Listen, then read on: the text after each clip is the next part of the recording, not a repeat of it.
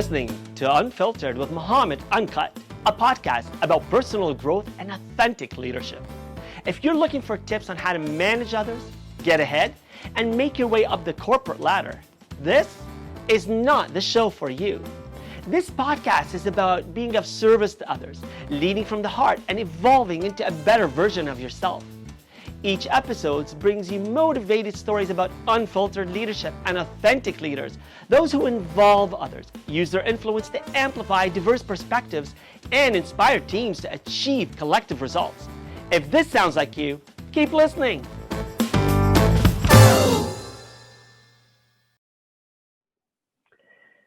Hello and welcome to the Unfiltered podcast, and welcome to my unfiltered leader, Mohamad Fakih. Good morning. How are you?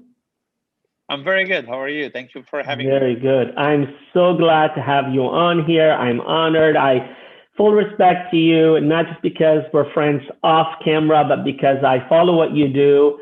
I totally respect the way that you give back to the community. And to start us off, I just want to tell people who don't already know who Mohamad Fakih is, I'm just going to give them a bit of background. So Mohamad Fakih, in 2006, you purchased a nearly bankrupt restaurant. You transformed it into what is known today as one of the biggest, if not the biggest, Middle Eastern Halal restaurant chains in North America, Paramount Fine Foods. Your determination to change the perception surrounding Middle Eastern food has driven Paramount's brand success across Canada and internationally as well. You're a Canadian who is full-heartedly giving back to the community. You're a community leader. You regularly participate in fundraisers and lead the way. You're whole community events. You support multiple causes. You're an entrepreneur. You're a philanthropist. You're a community leader, as I said. You're a leader at heart, and you're my friend, but you're also my unfiltered guest today. So I want to thank you for accepting to be on here, and I'm so excited about talking about what makes you such a great leader. So welcome, Mohamad. Thank you very much. You put the bar very high for me now with that great introduction. Wow. Thank you. I hope I'll be one day what you said, all what you said. You already are, my friend. You already are. And I'm going to start there because, this podcast is about personal transformation. When people say, who's your audience and what do you talk about? I say, it's important that we represent leaders who are leading corporations and organizations, and leaders in the community, or leaders in politics, leaders in the home.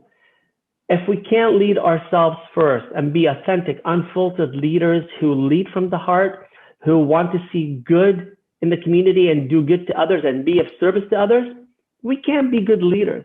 And Mohamad, what drives you to be of service to everyone that you work with? Where do you get that passion from? I think it's very important to understand and to be proud of who you are and where you came from. Because we are who we are today, because not only and I hear a lot of people saying, as soon as I came to Canada, I'm so grateful and I want to forget everything about where I came from. It reminds me of a war. It reminds me of bad things. I say they're wrong. I say you need to be proud where you came from. I say that where you came from is what made you who you are today. A combination between the Canadian experience and Lebanese experience made Mohamad Fakih. And a combination between my name being a Muslim and being a Canadian and being a Lebanese made Mohamad Fakih, and I'm very proud. I am who I am because of the thing I learned from the older people of Lebanon and my little town in South Lebanon, and the people that taught me in Canada, mentored me in Canada, and the business experience I had in Canada. And that mix of experiences, what makes diversity is our strength, what makes immigrant to be who we are and give us that resiliency, that push of always want to succeed. And I think my mom had a lot of influence in that. My mom always taught me, I'm wired that way almost. There was this little shoebox in front of our house, at the door of our house. And I remember it used to be branded Bata, which used to be a shoe brand in Beirut. And my mom put a sticker on it. It says Sadaqah. And the Sadaqah means voluntarily giving. And she used to give us 5,000 lira, Lebanese lira, which is that's $5 for the people who's listening. And she used to give us 5 and 25 cents. And the 25 cents was to drop in the sadaqah box every single morning. So she wired us in a way that you will only be blessed, you will only be good in school, you will only be successful in business, you will only be healthy, you will only be protected if you start your day by helping someone else. So that's number one, what made me who I am today. And number two, we live, and all of us we do, and a lot of your listeners probably do believe and hear, regardless of their background, they could be Indian, Pakistanis, Jewish, Muslim, Christian, more you give, more you make. It doesn't make sense to accountants, I know that, right? But in real life, I'm sure Ernst and Young people listening to this, they're going to be probably nodding their heads and saying, what the heck is he talking about? But in real life, I can prove it to you. More you give, more you make. And last thing, what gets me up every morning is the sense of owing to this beautiful community, to this beautiful country, the people, this country that I love, and the people that I love, the Canadian, owing them the transformation that I had from someone that came here with $1,500 in his pocket, lived in a shared basement apartment, to become a business leader that it's worth interviewing in your podcast. I owe that to the Canadian, that a smile from a Canadian when I came here used to make me feel like a citizen, right? And that's very important. So, and I always say, never forget the people that supported you the most when you were weak, you were vulnerable. And when there is no money in the world, or there is no knowledge in the world worth having, unless you share it with someone else, unless you use it to change someone else's life. And that's the bottom line, what gets me up every morning. Mohamad, I feel like I'm listening to myself because we share so many similar values. The story of giving the sadaqah, the voluntary gift to the poor and remembering others was something I've taught my kids because my parents taught me that. And the immigrant story, we all are immigrants in this country and we have come from somewhere else. I say that our motherland, our homeland is, the mother of our origin that gave us birth. But Canada has wrapped us with its mercy and its giving, and it's taught us the values of community, and, it's given us opportunity. People from outside of Canada look to here and, they say, oh, you guys have it so good. It's because we give and we get back, as you say. And that karma, that goodness you put out there, and you put out in the universe the good signals, the positive vibes, you're going to get them back. And Mohamad, you taught me something just a few months ago that resonated with me incredibly. And that was diversity is a fact, inclusion is a choice. And I don't know if you know this, but I've been using this in this podcast. I've been using this in my branding and my training. And that statement has become so crucial to the message that I spread, because in Canada or anywhere in the world, and because of COVID right now and this global need to be collectively human, it's important for us to remember that we are stronger because of our differences and not in spite of them. And you're testament to that. You've been given the key to Mississauga by Mayor Crombie. You have relationships with people here in the government, and you enjoy certain status with people who are influential in our country. And I'm not saying that blowing the horns. I say that respectfully because I want everyone to know, when you're willing to work hard, when you're willing to recognize when you're modest and you say, you know what, I came to this country, I had $1,500 in my pocket, I lived in a basement, I had it hard, but I worked. And I met you when you just taken over Paramount. I remember you were out there with the people in your restaurant. When you took over that restaurant, we didn't know who the boss of the restaurant was. You would come out and say, how's your food? Can I get you something? And you were walking around with your servers. You were one of them. And, we didn't know, oh, that's the owner. We started learning, oh, that's the guy, that's the owner. And full respect to the servers. My son is working as a server. We all start somewhere. We all have to make a living, and there's no shame in any living. You started, you worked hard, And you went from working side by side with the people who helped build your business to working side by side to taking your business to international. Now, Muhammad, yes, you're a good person and you give back to the community and you're a great leader and you work with the people, but you've also got a business sense and entrepreneurial mind. And why is that important in leadership? I think it's part of leadership for you to resonate to other people and to actually being able to lead your team. And let me put 3 lines under team.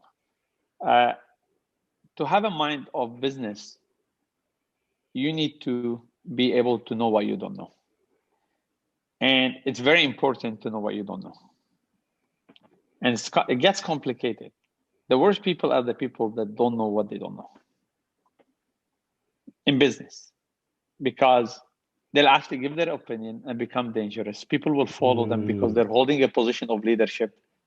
And then the entire movement, I don't call my company a company. It's not a company. We are a movement. We are a movement because we do business, but we want to change the world. We actually believe what Margaret Mead said, that a small group of committed, thoughtful people that believe that they can change the world only has been changed that way, ever, right? So it's very important to be led by someone that's humble enough to say what they don't know, and that's not intimidated by hiring people smarter than them. I can tell you I'm the least smart in my company. You're being modest. My team is much better than I am. On their particular area and departments, they have much deeper experience than I am. And the power of listening is very important in your career path, at home, with your children, with the community. The power of listening, no one can understand it. It's a huge. And for me, I sit on this boardroom. I'm only one voice. They can vote me out every minute, my team. Mind you, I'm the only financial, a contributor here. But even saying that makes me feel bad, because maybe I'm the only financial contributor. But your people, again, listen to this word that you say every day, people. This word is the most important in everything we do in our life. You know how many people come to me and they want to have a conversation, and sometimes I don't know them. They just want to start a conversation and they want to give me advice. Mohammed, the customer is always right. The customer is always right, Mohammed. Be careful, the customer is always right. You know what? No, not for the CEO. For a CEO, for a leader, your people are your most important people. And customer comes first. Customer comes first. No, my people come first. And if I put my people first, they will put the customer first. I love it. For me as a CEO should be my people. You're only as good as how much your people are buying into your movement, how much your people are buying into the culture. I always say culture is a king. And the culture at Paramount is, even if we work hard, even if it's tough love, it's not only love, because we have to hold each other accountable. But at the end, when we end up on the dining table in front of our children, we're so proud that we do not only make money, we make money while we help the community. And we all win. And when you help the community, let me tell you, 10 years ago, my franchisee came to me and said, Mohammed, why don't we put CP24 and buses and this? I said, no, we're going to help the homeless. And they said, no, that's charity. And we want to do marketing. I said, no. When you invest, look, very simple. To have a successful company, to become a leader, entrepreneurial leader, you could be an entrepreneur, make money, bottom line is only profit. But if you want to be an entrepreneurial leader, you need great people and you need a great community that you look after. And they all will invest back in you and we all win. We all win. So true. And when you put people over profits, you start seeing profits rise because you're helping people rise. And that again, Mohammed, that resonates so much. So many leaders think that, hey, we're here for the bottom dollar. We're here to serve the client.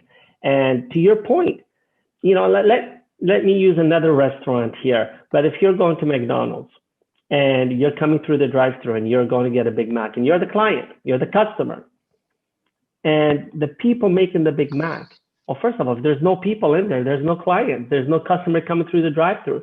But if you've got people who are just slamming things on and not putting care and prepping it and making it look like they're making it with love and care, and that they want this every single Big Mac to look like it was made for you coming through the drive-thru, then that person will drive away with the experience that they're going to come back to that particular store and continue giving them their business and their money, because the people in that store have given back.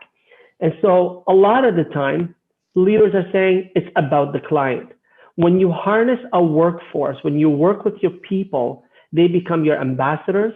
You become an organization for the team. You become an organization for your client and an organization for the community. And you've shown that with Paramount. Now, let me ask you, was that intentional? Did it happen by accident? Was it I know it's an evolution, but did you wake up one day and said, I'm going to give back to the community because that's how I'm going to build my business? What made Mohamad Fakih realize that that had to be part of your business, part of your ethos? The Sadaqah box. You had a great leader in your mom. It goes to the Sadaqah box. It goes to actually believing, because you're wired that way. We compete back home. Who does better for the community? Because we tie it to being blessed. And if you want to become rich, give your money away to the community. Right? And I put the word away in purpose, because to a lot of people here, were you giving your money away to make money? How does that make sense? It's not giving it away. It's investing it in the best people ever. You know how many people come to Paramount just because of what we do with the community, not because of our food only? I've been told that many over and over and over. Every time we do something with the homeless, every time I got messages would say, you know what, I'm going to buy Paramount today just to support you because you just supported that cause and the other cause. Let me tell you about culture. We have a culture at Paramount, and everybody's realizing it lately. A lot of big companies are asking and demanding now from their CEO, and I insist, from their CEO, to stop cutting a check, stop doing lip service, to actually do more social investment into the community. They want to see a lot of team building efforts and activities from huge company, Bell Canada, name them. All of them, they're even shareholder demanding for them to stop only cutting a check and doing lip service. They actually want them to show that they're more involved in the community, because they realize what Paramount 10 years ago implemented is what we call the 4P. That's the culture. The first P is always people. You look after your people, you got a reputation that you're a good employer, people want to work in your company. And you look after your people, they represent you the best, they're your best ambassadors, and your profit will multiply, because on the table of Paramount, you feel everyone owns the business.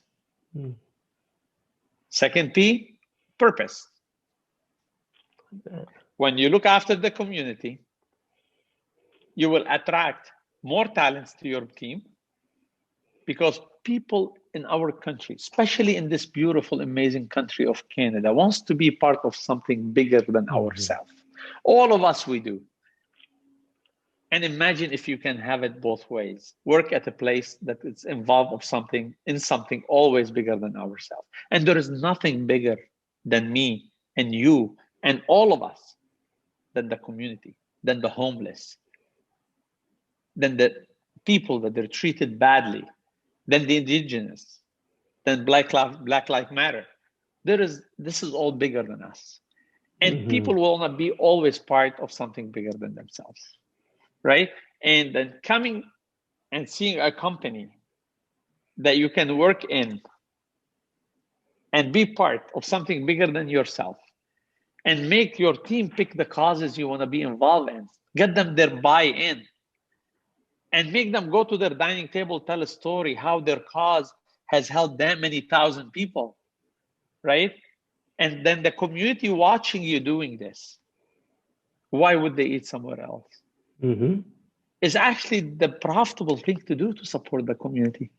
It's not only the right thing to do, it's as well the profitable thing to do. We're all in the fight of talent. There is a lot of money in the country. There's shareholders has a lot of money. Publicly traded company has a lot of money. They're looking for investments. And the only way you can get the proper company out there is having the right talents. And the only way you attract talent by treating people right and having a company with purpose. You want your team to work with you, not for you. You want your team to come to your company not because of the salary. You want them to come for something else before and the salary. Salary after, right? So, and that's purpose. And the third part is a planet. We all complain about the millennial. We all do. But the only way to get the attention of the millennial is to have a company that looks after people, purpose, and planet. Yeah. And let me promise you, the 4P will come automatically: profit. I love it. You really put people over profit, Mohamad. You put your money where your mouth is, and you follow it. You follow it to the 4Ps. I'm not going to say to the T. You follow it to the 4Ps. And, you got me excited when you said the 4Ps because, the word paramount in itself, it's the height of achievement, right? And you've done that by recognizing, as you said, because this really goes to my heart when we talk about culture, and this is what I do in my training. And I want to kind of push that idea here that today, it comes down to our people. It comes down that when you align people to your purpose, you will see that you're driven by making good. And when you do good, you're not just good to yourself and your company and to your purpose, but you're good to the planet. And you, like you said, you will see the profits come because you're putting values where the values belong. And Mohamad, I want to go, that goes back to what, again, you taught me earlier this year about diversity is a fact. All these things around us, they're a fact, but how we choose to interact with them. We can choose to put profits first and say, we're going to take shortcuts and damage the community, or, we're going to worry more about our stores than we're going to worry about the climate. We're not going to be, climate friendly. But when I look at what you're doing for your carbon footprint and how you have rethought your entire, delivery system, even with your recent, I think it's called Boxed, right? Maybe you tell me a bit about that, because you've put thought that you want to be more careful to the planet. This came out at a time when you didn't know about COVID, but it aligned, and it's all about being aware of the planet, which is, to your point, we're not doing enough. But maybe you can just elucidate, tell me a bit more about that. See, it's all about, and it's funny. It's almost people talk two sides of their mouth, but because they use a lot of complicated wording, people listen to them, right? And economists talk about sustainable growth. What's better sustainable growth than investing in the community?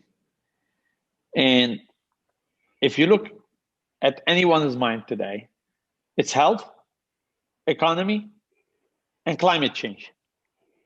Health, economy, and climate change.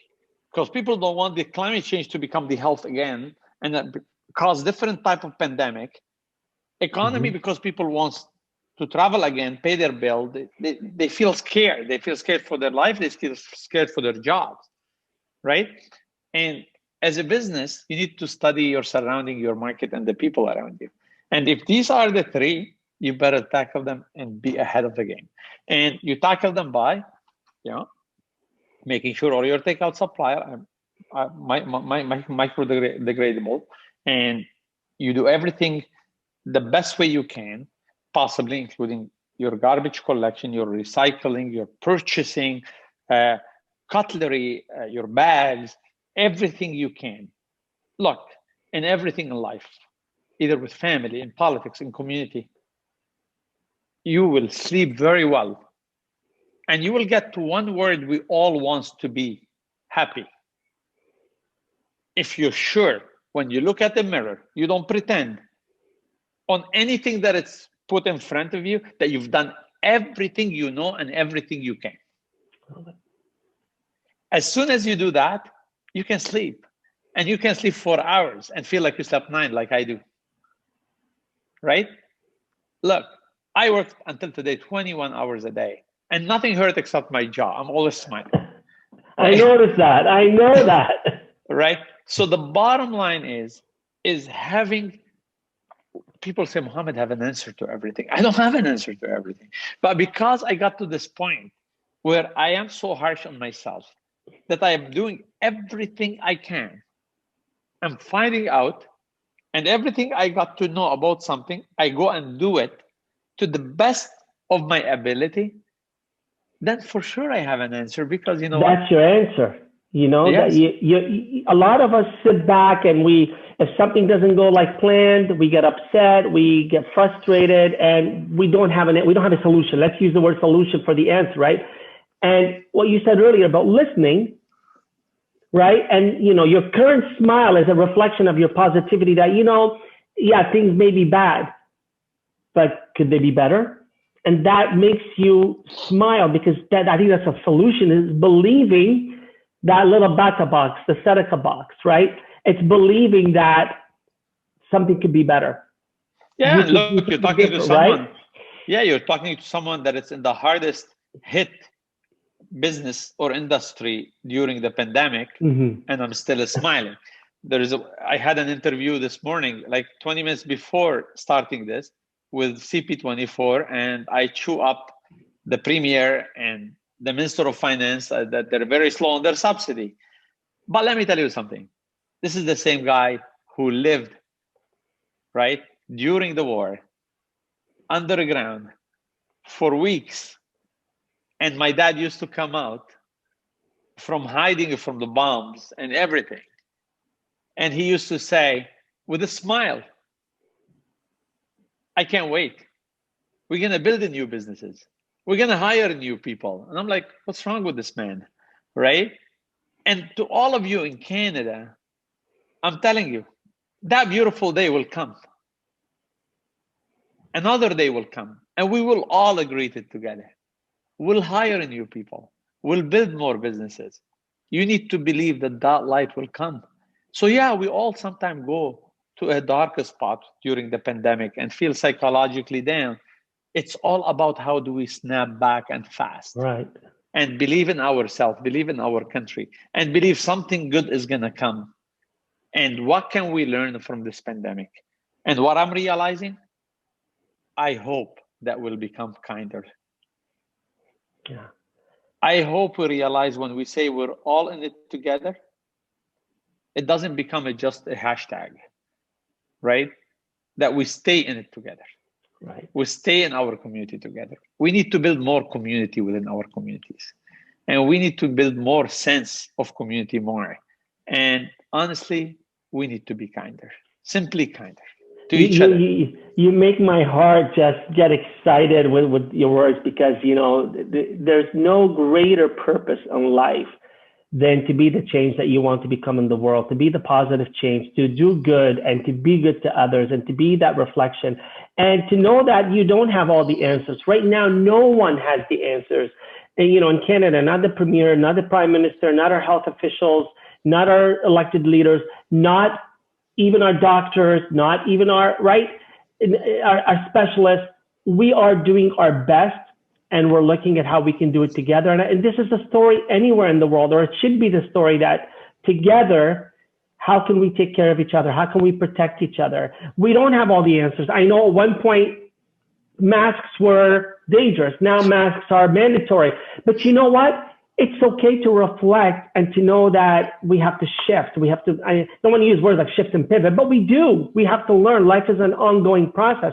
And that goes back to what you said right at the beginning of the interview, where leaders don't always have the answers. You know, we don't have a crystal, or like a glass crystal ball that's going to tell us what the future is.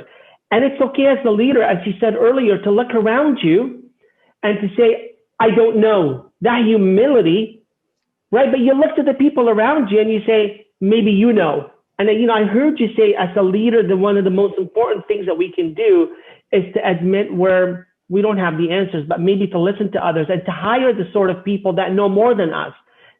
Some people get insecure because if they're not the toughest, the smartest at the table, they think they have to roll, it's about authority, but it's really about service, isn't it, Mohamad?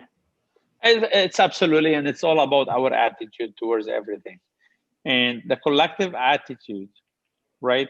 It should be an attitude of listening, an attitude of admitting when we don't know, and an attitude that if we are all in this together, why don't we get all of us together to find a solution, not only one person, right, and blame it on the other and forget about our titles, right, but tap into the knowledge of everybody. Instead of sitting in a government that they're fighting over who's going to win this and who's going to win that, right, we rather have them all in one room and work for the right Canadians. And that's what that our Prime Minister was saying, which is great. But we want to see less of debating now, right, and worry about the health of Canadian and the economy. We want them to worry about our health and our economy. And we always want them to worry about one point. A Canadian is a Canadian. And I love it. Despite the fact of people's color and their religion and their background, it's a shame until now that there is leader who built this country, that they're still treated differently just because of their background and their color. So we will lose ourselves if we will lose the Canadian is a Canadian is a Canadian. We actually will lose ourselves, and there is nothing bigger than losing yourself. And to all of you together, I say, it will happen easier if we do it together. The number of haters, what's happening in the white supremacy and their growth and them becoming bolder in Canada is dangerous. From two people coming from Lebanon, I can tell you, armed militia are dangerous. In very short time can change a country for years. For years, they can influence Canada's future. So we have to do it together. And we have to be able to speak out. Our silence is like a wink. Mm-hmm. We're giving them a green light to continue becoming bolder. Right. Yes, true. The number of people that are against hate, against racism is much bigger. But what our number will change if we remain silent? Right. We have to speak up. We have to move our words into action. Absolutely. Right. Yeah. And we have to do more of educating ourselves. So Mohamad, I'm going to ask all your listeners, yes, how many friends do you have that they're not from your background community where you came from? And is the percentage of diversity in your friendship and inclusion in your friendship, does it look like Canada? Because if you're complaining about the higher position in the country, why don't you start with your own friends, with your children's friends? And that will help us all. That will educate us about knowing each other. And that will make us all stand up for each other's pain. And we have to do it. And we only can do it if it's together. I love it. And that, you said earlier about it's going to be more than a hashtag. I want to take that hashtag out and I want to put in action items. What do? I want to put a number that instead of the hashtag, I want to put number 1, it's stronger together. I don't want to see I want to see that number 1 priority for all of us is to do this together. And again, I'm going to quote you here with diversity is a fact. Inclusion is a choice. Our number 1 choice has to be that when I'm thinking of what am I doing today, how am I thinking about the person who doesn't have what I have, who doesn't sit on the table and has the same food that I do, doesn't have a roof over their shoulder, doesn't have 3 or 4 or 30 or 40 jackets, doesn't have the means to live. It's not right that as a Canadian, I have and someone doesn't. It's not right that as a human being, a citizen of this planet, that I have. And it's okay that some people have more than others. You work hard, you get. But when you have, you give. Yeah. Go back to your story, right? And food is a right. Is a right. People. Yeah. A house is a right. A home is right. Right. And healthcare is It's a right. right. It's not a privilege. It's not not an extra. It's Yeah. not an extra. So, and beyond that, if someone has a home and they can get a food on their table and they can get the medication they need, and then it's okay for someone to have a little bit more. But and let me tell you about giving back. Giving back is not actually helping the people you give. It helps you. You know how healing it is to give back? Let me tell all your listeners, let me challenge you, and I hope I'll hear back from some of them.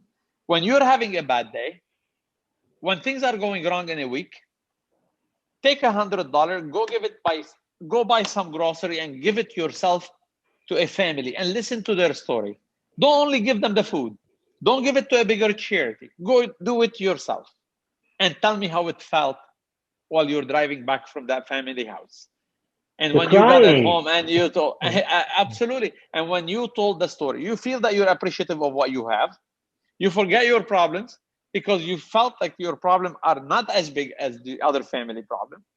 You feel very good about yourself that you were a reason why you put a smile on someone else's face. So like so many multifaceted ways and multi-directional way of satisfaction and healing for you. So actually giving back to the community is a favor to yourself. It's not a favor to your Right. community. It's a duty to do it to the community and a favor to you.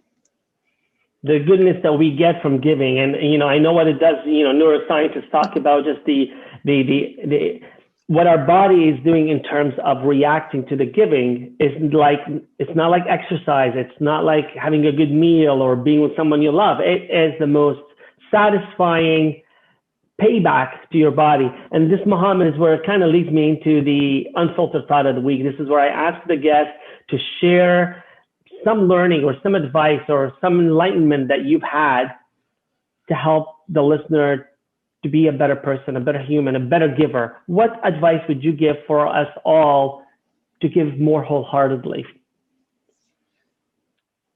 All what I'm going to say to everyone here, making a real difference in life, usually it's not easy. So, you know how many times I do things where I receive 20, 30, 40 calls? Don't do it. Don't get involved. It's very dangerous. When I paid for the Quebec mosque, the gentleman that drive with me in the car yelled at me. He said, what are you doing? You're a Muslim in Canada. You're paying for a mosque. They're going to come pick you up from here. I said, you still live in Lebanon, man. What are they going to come pick me up for? Oh, what do you know what's going to happen after that Quebec mosque attack? I said, quite honestly, for me to modify what's going to happen, I'm going to jump in as a Canadian, not only Muslim, as a Canadian, and tell the rest of the Canadians, join me and let's help the mosque, instead of not knowing what we do all together. Right? When I helped Sufi downtown, the restaurant that got attacked by the white supremacy, everybody said, don't touch it. There was something about their son. He made a mistake. I said, I don't care about what his son did. This is Canada. His son is almost 30 years old. God help us all if we pay the price of what our children do when they're 25 and 28 and 30. There is a complete different two stories, that their son made a mistake somewhere and that these people get a death threat to the extreme that they end up being forced to shut down their business. That business cannot shut down. Mohamad, let me tell you, I got death threat myself after I reopened the Sufi. People were sending me pictures of shotguns to tell me, we're coming to kill you. And you know what I faced it with? I smiled. So to your listener, I'm not telling you to go jump in front of flying bullets or anything, but I'm telling you, making a real difference, it hurts a little bit. It has a price a little bit. It's like going to the gym. If you want to change the way you look, you're going to have to really push your muscles. It's going to hurt after a couple of days, but the reward of it is just unmeasurable. Unmeasurable. The leadership, the hate will never win in Canada. When I helped the Sufis, if Sufi restaurant had to shut down, it would have been every second week a restaurant shutting down from hate threats, because that would have sent them a message that they want And that day, hate did not win in Canada. And to all of you, if you're afraid to rock the boat, you need a lot of work. You need to actually rock the boat. And 90% of immigrants don't do bigger things because they're afraid to rock the boat. They're so appreciative. But if you're appreciative to a country, you want to make sure that you keep it the way it was when you came into it. You need to protect it from its threats. And white supremacy and hate is a threat. Pandemic is a threat. So let's all again come together and not be afraid, that the muscle is going to hurt a little bit, because that means we're going through the growing pain. And growing, protecting has a pain, but for a very good result. So be prepared to change the world. Be prepared you need to decide who you want to be, who you are and who you want to be. Are you going to be a person that lives all their life to get a salary, go to a park, come back home, and not make a difference? Or are you going to be that person, a stand-up person, a person that makes a difference, a person that, let's talk about legacy, that will leave a legacy that we're proud of. And why would we talk about personal legacy? Let's talk about the country's legacy. What kind of country we want to deliver to our children? What kind of country we want to be known for in the world? And your simple action and your action towards certain things are the result how the world is going to look at us, and is exactly how you're going to leave the country for your children. And we all keep working hard and we want to provide for our children. You really want to provide for your children? Provide a country that gives them a real opportunity, regardless of their color, regardless of their religion, a country where it's a fair opportunity for everyone. And we can only do that if we do it together. We can only, and I promise you, it'll be some growing pain. And we will do it together. And we will do it together. Mohamad, thank you so much. I want to respect your time this morning. Thank you for being my unfiltered guest. Thank you for sharing your passion that you continue to share with the community. Thank you for helping to make our local economy and our local community a place where we give, a place where we grow. And in spite of the pain and because of the differences that we bring, we are a richer, vibrant, more colorful community and country. And that's the way we make a better planet for our future and the future of our children. So thank you for being my unfiltered guest this morning. All the best to you. Peace. Thank you very much, Mohamad. That's for all what you do for the community. Thank you. Have a good day. Thank you. Thank you for listening to Unfiltered, the show about authentic leadership and personal growth. Like what you heard? Click subscribe, share it, and tell a friend about it. And don't forget to leave a rating.